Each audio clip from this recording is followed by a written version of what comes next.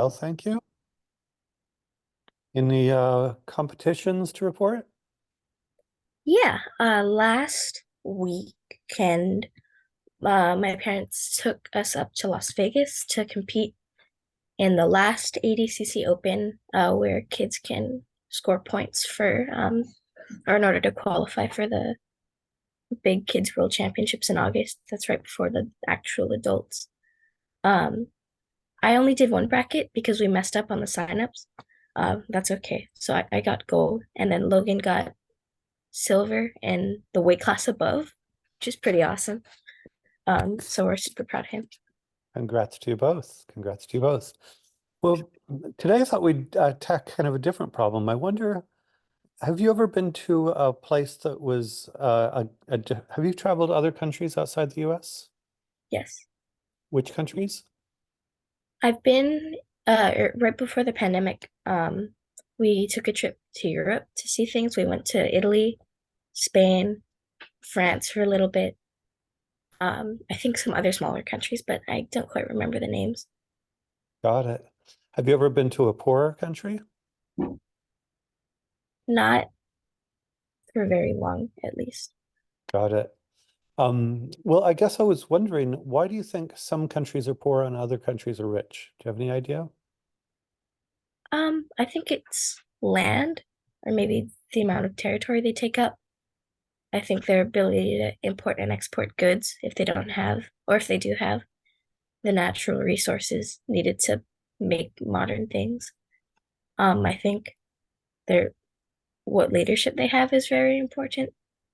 Um, if it's like, or in my opinion, if a country isn't free and doesn't protect the citizens' rights, then I mean, I wouldn't want to live there because I like my rights. I live in the US and it's amazing. I think the ability to for people to create things and sustain and grow the market is another thing. So that's a lot. Where do you think you got all of those ideas? Um, I mean, I listen to my dad's podcasts about history a lot. Oh, Not that I know much about anything overall, but um, I pick up a little bit. got it. So, no, you picked up a fair bit. I want to drill down into the size of the country. How would it be? If you're correct, sounds like the smaller the country is, the poorer it should be, and the larger the country is, the richer it should be. That what you were thinking about size? I think that could be the case sometimes, but I think it also depends. Like you could be a very small country but have a lot of natural resources, or you could be a very small country and not have a lot of natural resources, but be allied with other bigger countries and have them import things and you export smaller amount of things you have. Got it. Because I was going to point out there are some countries that are very small that are very rich. Um, Mhm. have you ever heard of Singapore? Yes. So Singapore is a very small country, but it's very rich. Do you know about Switzerland? Yes. Switzerland is small but rich. Luxembourg is small and rich. So there are a lot of small, rich countries, and you're thinking natural resources are part of it. So what if I told you that most of those small countries have no natural resources? How could a small country with no natural resources become rich? Uh, they could have a strong military. I'm not quite sure how that would play into it though. Maybe like I was mentioning, a bigger importing factor with other countries, maybe. But other than that, I'm not sure. Okay, well, you said a whole lot in your first uh, kind of overview. Just to dig into imports and exports, what role might importing and exporting play in becoming rich? Trading for other things, trading for money, selling and buying things that would benefit you, and then selling to get money or to ally with another country, maybe. Okay. And so there are two different things. One is the buying and the selling of things, and the other is an ally. When you say ally, What do you think when you say the word ally? And what do you think of countries when countries are allied? How does that impact a country? I think the first thing I think of when I hear that somebody say ally, it's like two countries. If one needs help, the other country who's allied helps it. Financially, maybe you're in a war or with resources. Okay. So what's tricky about that is, um, do you know what foreign aid is? Have you ever heard about foreign aid? I have And how would you describe foreign aid? giving money to another country. I think probably an ally, but I'm not sure. Okay. No, that's sometimes countries give to other countries that maybe are only a little bit allies, but they certainly tend to give a lot more to allies. So there's certainly a relationship like that. But what's tricky about that issue is there are some countries that have received trillions of dollars in foreign aid and are still poor. So how could you receive trillions of dollars in foreign aid and still be poor? I'd assume spending it wrong or spending it less wisely than you could have. Okay. Maybe not focusing on the benefit of the entire country and maybe just the benefit of the important people and the higher ups. I could probably see that happening. Yep, you're right. That happens for sure. And it's actually been a big problem in Africa in particular. But if you say spending it wrong, then what is spending it right? So suppose a country receives foreign aid. What is the right way to spend it? I think helping, and I'm not quite sure, but the first thing that comes to mind is helping the poor parts of the country become less poor. Um, because I mean, I thought back to the quote. I'm not sure if I'll say it word for word, but you're only as strong as the weakest person on the team. So I Hmm. thought that maybe that might, maybe in the smallest sense, refer to a country as well, especially if it's a bit smaller. Okay. And then if the money is flowing to the poorest people, should it just be given them to directly, or should it be spent in some other way? I don't think it should be given directly because you don't know what they'll do with it. If they're, I mean, they might have other influences. They might use it on things that won't necessarily help them. I think their living space and, just the environment around them, maybe if it's super dirty or the buildings are super, super weak and not up to date, I think fixing the infrastructure is a big factor, especially if you're poor and you get foreign aid. Um, I think necessities such as cleaner water, if they don't have it already, better food. I think those would improve the lives of the people in the poor part of the country. Okay. I want to go to a different example. All of that's plausible.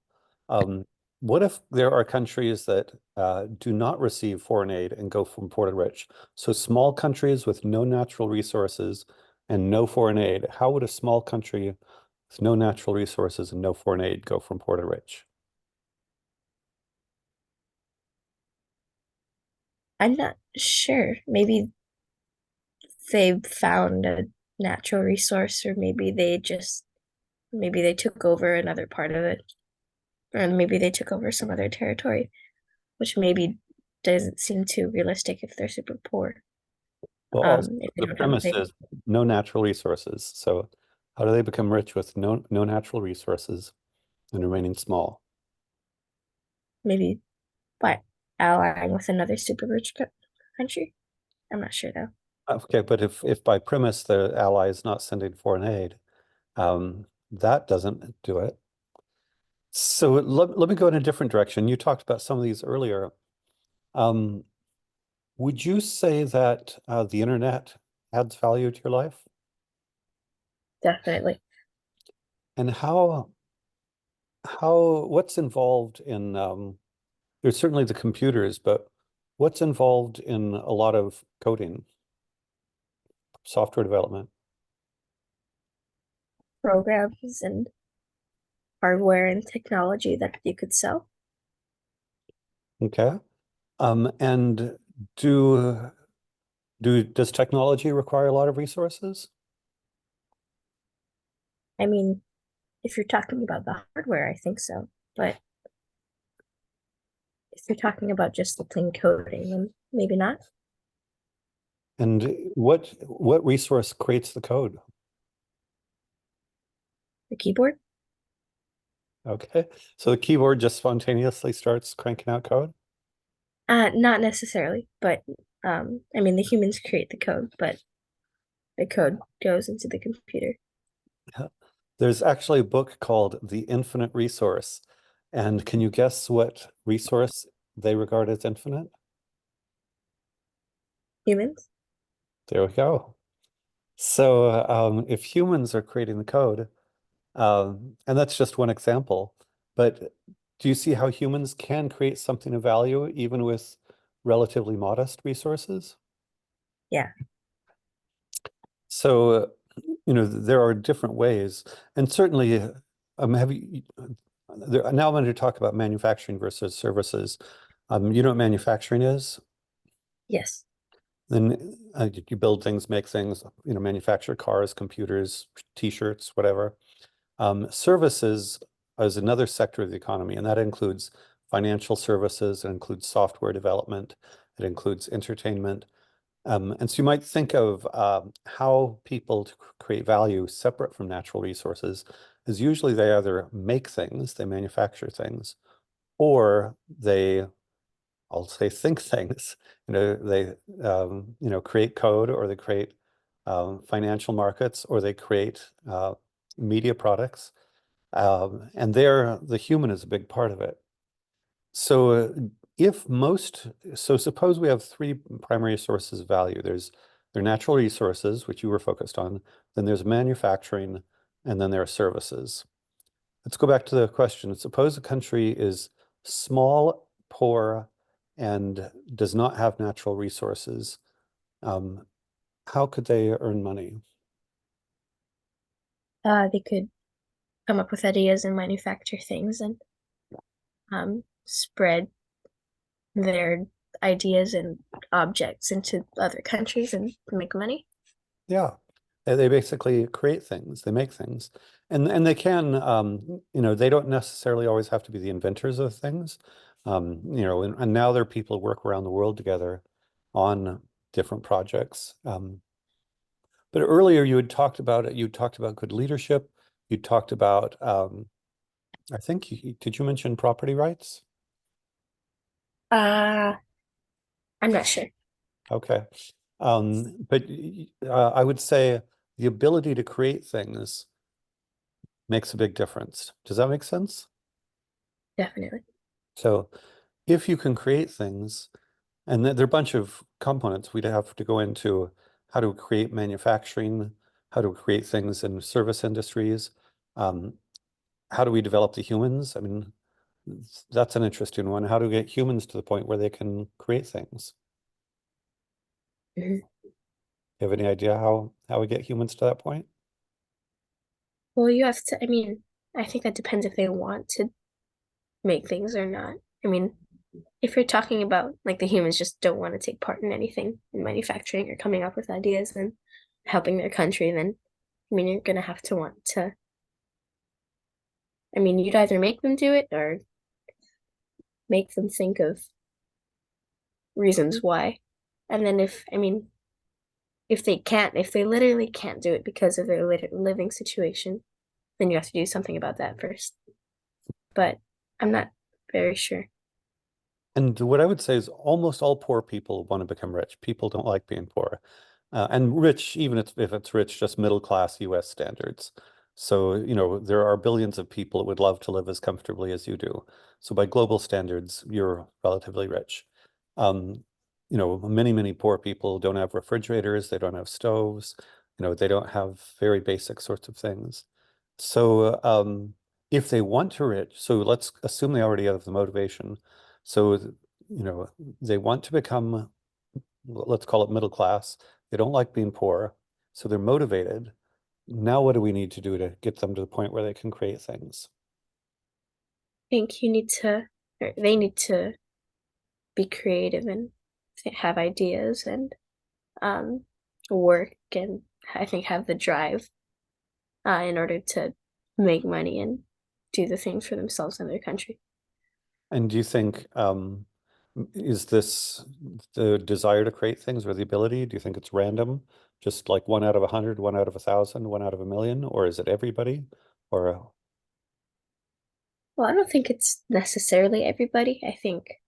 Um, I think, like you said, almost everybody doesn't want to be poor. So I think, I mean, most people I'd assume would take the chance to do it, but um, I mean, there might be that one negative Nancy that just doesn't want to do it. So you're good. I mean, the first thing that comes to mind is what you're doing with me and having me think about the good reasons and, just talking and giving them the creativity and drive in order to do that. got it. Have you ever thought about any of these issues before? Is this the first time you've thought about these things? They've come across in my mind, but I haven't really like thought. I didn't really know much about foreign aid and then what smaller, poor countries do. And have you when you listen to your dad's podcast, do you just sort of listen to them in the background, or do you kind of focus in and really try to understand? I think depends on the podcast, but more recently I've been listening to it when we've been driving. Um, it's really interesting. Well, and I think you're kind of at an age where, we've talked before about how in elementary school, children are children, and then gradually you try and gradually become kind of an adolescent. And I think part of that is focusing on the world. That is, kids focus on one things. And is it fair to say you're headed towards adolescence? Yeah, I think so. And does it make sense that part of that might be wanting to understand the world in a different way? Definitely. So, yeah, I would encourage you to try listening to podcasts, ask your dad questions. We didn't completely address all of this. This is a big topic, why some countries are poor and some are rich. But you're mostly in the right direction. But I would say, yeah, it's surprising. A lot of people think it's natural resources or foreign aid or things like that. But it turns out that in general, natural resources and foreign aid are not as powerful as just having an economy where people can create value in manufacturing and services. Does that make sense? Yes. Okay. Well, I will let you think about this, listen to those podcasts, talk to your dad, and gradually we'll help you understand how the world works. Okay? All All right. Thank you. right. Have a good day. Bye-bye. You too.